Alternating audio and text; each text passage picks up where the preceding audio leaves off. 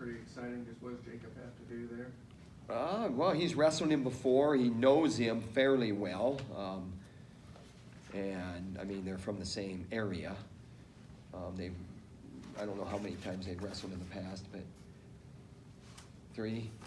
And we got work to do because it's the number 2 guy in the country. It's a high top-ranked guy, and we got to be ready to go. And our guys, when they get ready for big matches, good things happen.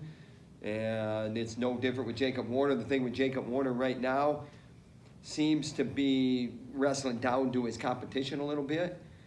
I'm not concerned about it, but you know, we need to be maybe more ready or more plugged into, you know, the high standard mission every time. Your opponent doesn't matter. And sometimes we get caught up in this guy's 0-6. And, well, who's this guy from Chattanooga? You know, and then the Iowa State match was a big match, and he got up for that. And you saw, you know, a major decision there. So we just need to be at a higher level, more consistently in the matches that seem that they just kind of are automatic. There's no automatic in the sport. There's something called a fall and a pin. It's a knockout blow. You got to be ready to go. And then the other thing is we're talking about a whole different opponent on this one. So I know that Jacob Warner is going to get ready to go. Tom, and sort of what you're just talking about there, the majority of this team is back from last year, but it does seem a little bit different. You're dominating, scoring bonus points. It seems like more. Is there a different mindset with this group this year, just more about maturity or anything like that? The mindset, you know, is 2 things. The mindset is what the philosophy is, and do you buy into it, or do you understand it but you can't put it into play? And then do you have a real deep understanding of, you know, the philosophy, and then you can put it into play? And, you know, to your point, our guys are putting it into play, that domination, more. But still, I mean, Lugo, guys in on his legs to tie. Mirren, guys in on his legs to win at the end. And, you know, those are situations where, you know, their strategy, you know, coming down to the end, it kind of worked. And when I say kind of, it didn't work. But we just got to go out and build and put points on the board and wrestle free no matter what the situation is. Mirren handled and controlled that match all the way to the last 30 seconds when there was a new whistle start. And even in the 3rd period, he was still wrestling free and loose. And then, you know, with 30 to go, all of a sudden you saw him tighten up a little bit.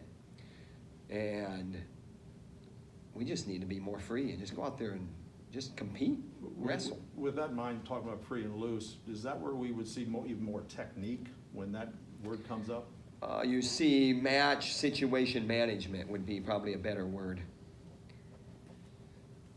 Just keep doing what you're doing. How has Cashman kind of handled the situation of the last 2 weeks, kind of weighing in and waiting for... That's his job. You do your job. How has he handled it? He's handled it like a professional. He's handled it like you would expect him to. There's a guy named Spencer Lee that's the number 1 guy at 125 in our wrestling room and in the country.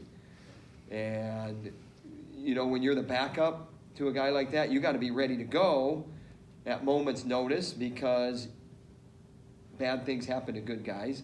And you have to be ready to go because of what we've talked about all year with his schedule. So making weight week to week, going to an open tournament the first week where he wasn't with his, you know, the top 15 or whatever. You know, he's embraced doing the right thing every time out. And he had to sit in the Iowa State meet and watch. And he did it again Sunday night. Not a whole lot of fun, but also remember that even if you're the number 2 guy, you control if you're out there or not. Because there was a wrestle-off. You control if you're out there in the future because you get a match. We're going to Princeton with 125, with one 125 pounder, and that's going to be Aaron Cashman.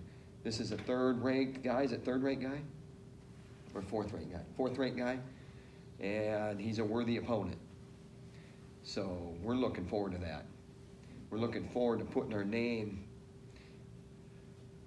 in the box with the best 125 pounders in the country, and 2 of those names will be from the University of Iowa. But you have to perform to get into that conversation. Is there pressure? That's what we love about this. That's what we love about it.